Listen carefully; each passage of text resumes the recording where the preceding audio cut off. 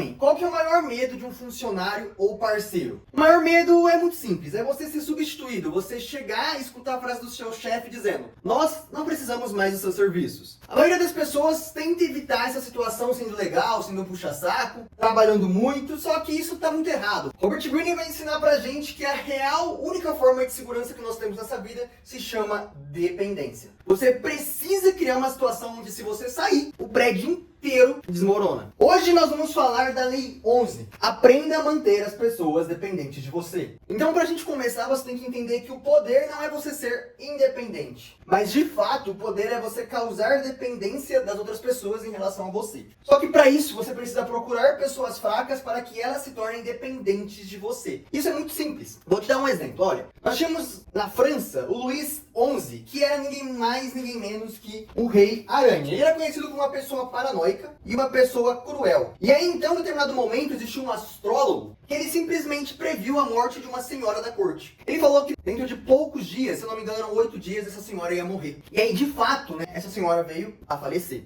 E o que aconteceu, então? O Luís XI, ele ficou preocupado. Ele falou assim: cara, ferrou. Ou esse cara, para provar a previsão dele, matou essa senhora, ou ele tem poderes tão cósmicos que ele se torna um perigo para mim. E então ele mandou que esse astrólogo fosse morto. E aí que chega a parte cômica da história, que foi o seguinte: o astrólogo chegou lá no momento da morte dele, Luís XI se encontrou com ele e fez uma única pergunta a ele. Eu vou ter até que ler aqui para você, porque é realmente uma pergunta interessante. Abre aspas. Você diz conhecer a astrologia e saber o destino das pessoas. Então me diga qual será o seu destino e quanto tempo ainda viverá. Fecha aspas. E aí o astrólogo, muito esperto, ele percebeu que Luís XI estava colocando ele numa cilada, né? E que Luís XI sabia quando ele ia morrer. E ele simplesmente resolveu se proteger, tornar quem? Luís XI dependente dele. Ele abriu aspas e falou o seguinte: morrerei 3 dias antes de vossa majestade. Fecha aspas. E aí, cara, o improvável aconteceu, né? Porque Luís XI queria matar o astrólogo por achar que os poderes dele eram muito fortes. Só que aí, se o astrólogo estivesse correto e ele morresse hoje, daqui a 3 dias, Luís XI seria o próximo a morrer. E aí, então, ele chegou à conclusão que era melhor poupar a vida do astrólogo e ele começou a alimentar o astrólogo.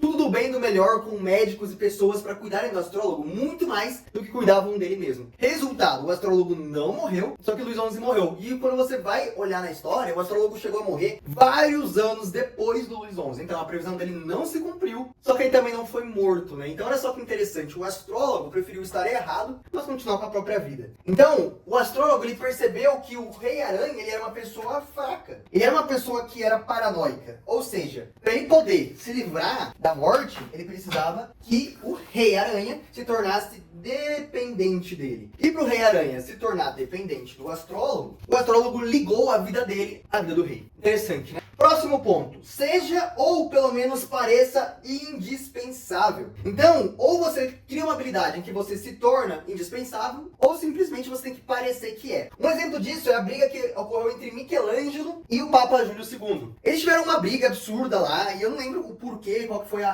razão inteira dessa briga. Só que o Michelangelo, puto, virou e falou assim: cara, eu vou embora de Roma. E ele saiu de Roma. E aí, o Papa Júlio, ele sabia que pro Michelangelo conseguir um novo patrono, ou seja, uma pessoa que financiasse as obras dele, ia ser muito difícil. Só que não era qualquer pessoa, era Michelangelo. Então ele sabia que Michelangelo conseguiria sim uma outra pessoa para financiar as obras dele, porque Michelangelo era famoso. Só que o problema não era que Michelangelo conseguisse outra pessoa, o problema era que o Papa Júlio nunca conseguiria alguém como Michelangelo para fazer as obras que ele queria. Portanto, o Papa Júlio teve que engolir o orgulho dele, engolir toda a raiva que ele tinha, ir até Michelangelo e se desculpar, pedir para que ele retornasse e que o Papa seria novamente o seu patrono. Então, olha só que interessante. Michelangelo, ele era indispensável, porque ele tinha um dom. Ele era um dos melhores da época dele. Então o Papa Júlio teve que se render ao Michelangelo. O Michelangelo podia escolher. O Papa Júlio, ele era dependente do Michelangelo. Só que você entende que o astrólogo do rei, ele não era indispensável. O rei poderia ter outro astrólogo. Só que o astrólogo fez parecer indispensável ao rei. Então isso foi muito interessante. Você tem que aprender isso daqui. Então, para isso, como vocês estão acostumados, depois que nós fazemos um resumo da lei, nós entramos no mérito de como você vai usar isso na sua vida para você ascender profissionalmente e socialmente. E com certeza até agora esse vídeo já vem te ajudando muito, então faz um favor, deixa o like aqui embaixo pra você me ajudar também a divulgar esse vídeo. E não menos importante, se inscreve no canal se você ainda não for inscrito pra você conseguir acompanhar o restante das próximas leis até a lei número 48. Então, vamos lá, pra gente aplicar isso na sua vida, o primeiro ponto é você se tornar um especialista. Você tem que ter uma habilidade única que ninguém tem essa habilidade. Você não pode ser aquela pessoa que faz tudo mais ou menos. Você tem que ser o único naquele lugar, naquele emprego, naquele serviço que sabe operar, por exemplo, aquele software complexo. O único que consegue entender, por exemplo, o código legado da empresa. O único que tem um contato direto com o maior cliente da empresa. Se essas pessoas te demitirem, se teu chefe te demitir, a operação para, tudo para. Isso é poder. Quem conseguiu fazer isso em determinado momento foi o Renato Cariani, nas histórias que ele conta da vida dele, quando ele trabalhava lá numa fábrica de produtos químicos, não lembro qual que era a fábrica que ele trabalhava, mas que tudo parou quando ele foi embora da fábrica.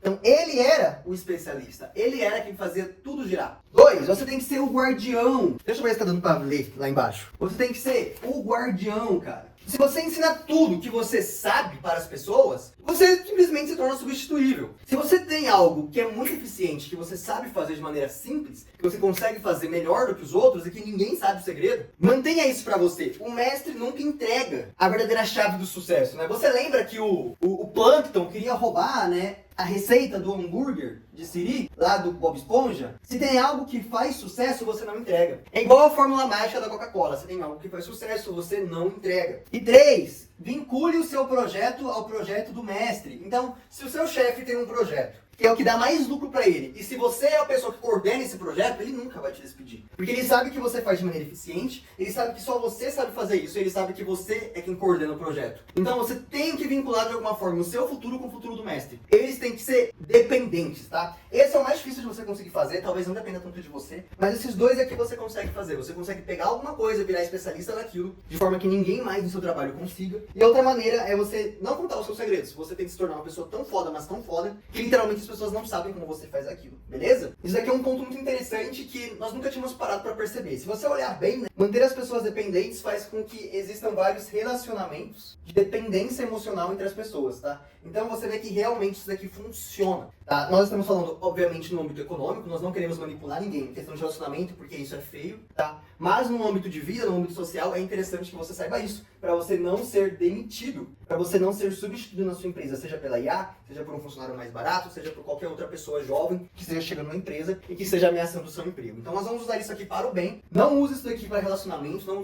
use isso daqui para você manipular ninguém, mas eu quis fazer um paralelo só para você perceber como isso realmente pode acontecer. Fechou? Esse foi o meu papo de irmão para você hoje. A gente se vê então daqui a 2 dias no próximo vídeo, em que a gente vai falar sobre a lei número 12. A gente se vê lá.